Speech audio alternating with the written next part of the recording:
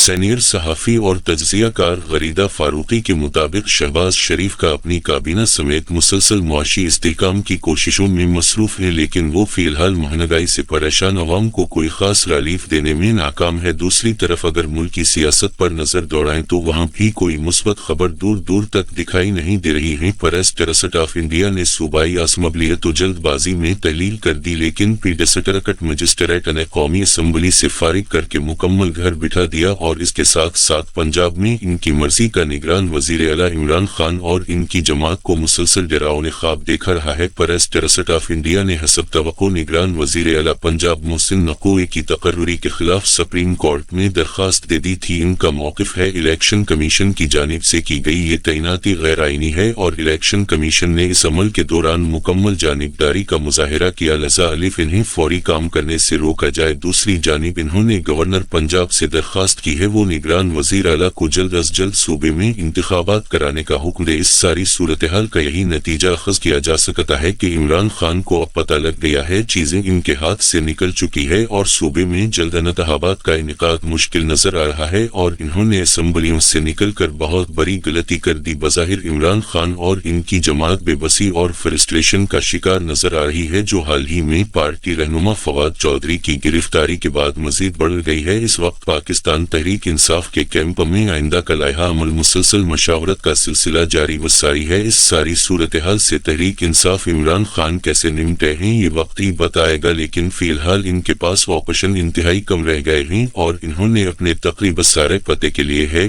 District magistrate نے انہیں اس وقت مکمل بیک فٹ پر دھکیل دیا ہے۔ ایک طرف تحریک انصاف انتخابات کے لیے تقاضا کر رہی ہے تو دوسری طرف جماعت کے سربراہ عمران خان اپنی سلامتی کے حوالے سے پریشان ہے، اور اس زمرے میں انہوں نے ملک کی ایک اور نامور شخصیت پر الزام لگا دیا ہے۔ اس دفعہ ان کے الزام کی زد میں پاکستان پیپلز پارٹی کے شریک چیئرمین اور سابق صدر آصف علی زرداری آئے ہیں، جن پر یہ الزام عائد کیا گیا ہے کہ سابق صدر نے عمران خان کی جان لینے کے لیے ایک دہشت گرد تنظیم کو پیسہ دیا ہے اور وہ اسی سلسلے میں اس سازشی منصوبے بنا رہے ہیں۔ عمران خان کی جانب سے الزام لگانا کوئی نئی بات نہیں، لیکن ان کا یہ الزام انتہائی سنجیدہ نوعیت کا ہے۔ عمران خان کی جانب سے لگائے گئے اس الزام کے دو پہلو نہایت اہم ہیں، ایک تو وہ خود ملک کے سابق وزیر اعظم ہے اور ایک بڑی سیاسی جماعت کے سربراہ حکومت جس میں مسلم لیگ نون اور پیپلز پارٹی دونوں شامل ہیں۔ ان کو اس الزام کی فوری اور اعلیٰ سطح کی تحقیقات کرانی چاہیے اور عمران خان سے پوچھا جائے کہ ان کو یہ معلومات کس نے پہنچائی اور اس معاملے کی تہہ تک پہنچنے کے لیے اقدامات کیے جائیں تاکہ پتہ لگے کہ ان باتوں کا آغاز کہاں سے ہوا اور یہ کس طرح عمران خان تک پہنچی، یعنی اس پورے معاملے کی جڑ تک پہنچ کر اسے حصہ میں لایا جا سکے۔ اگر یہ الزام درست ثابت ہوتا ہے تو یہ ایک انتہائی تہلکہ خیز خبر ہو گئی اور اس سے ملکی سیاست پر گہرے اثرات مرتب ہوں گے، لیکن اگر عمران خان یہ الزام جھوٹا نکلا تو وہ مزید ایکسپوز ہوں گے، کیونکہ وہ اس سے قبل بھی مختلف شخصیات پر اس طرح کے الزامات لگا چکے ہیں، لیکن وہ ان الزامات کو ثابت کرنے میں مکمل ناکام رہے۔ مثال کے طور پر وزیر آباد میں لانگ مارچہ کے دوران جب ان پر قاتلانہ حملہ ہوا تو اس کے بعد انہوں نے 3 نام دے اور کہا کہ ان لوگوں نے ان کے خلاف حملے کی مکمل منصوبہ بندی کی اور مسلسل اصرار کیا کہ ناموں کو FIR میں شامل کیا جائے، لیکن اس الزام پر وہ کوئی ثبوت فراہم کرنے سے قاصر رہے۔ اس دوران ان سے جب انٹرویو میں بار بار غیر ملکی میڈیا کی جانب سے ثبوت فراہم کرنے کی ڈیمانڈ کی گئی تو وہ ہر بائیں شائیں کر کے سوالات کو ٹالتے رہے۔ اسی طرح اگر دوران تحقیقات وہ آصف علی زرداری پر لگائے گئے سنگین الزامات کو ثابت نہ کر سکے تو وہ عوام کے سامنے ایک دفعہ پھر مکمل ایکسپوز ہو جائیں گے۔ اسی طرح پیپلز پارٹی کے بارے میں یہ سوچ بھی پائی جاتی ہے کہ وہ ان الزامات کے خلاف نہ صرف عدالت جائیں گے بلکہ عمران خان کو قانونی نوٹس بھیج دیں گے۔ اس کا دوسرا پہلو یہ ہے کہ الزامات انتہائی مضحکہ خیز لگتے ہیں، کیونکہ پاکستان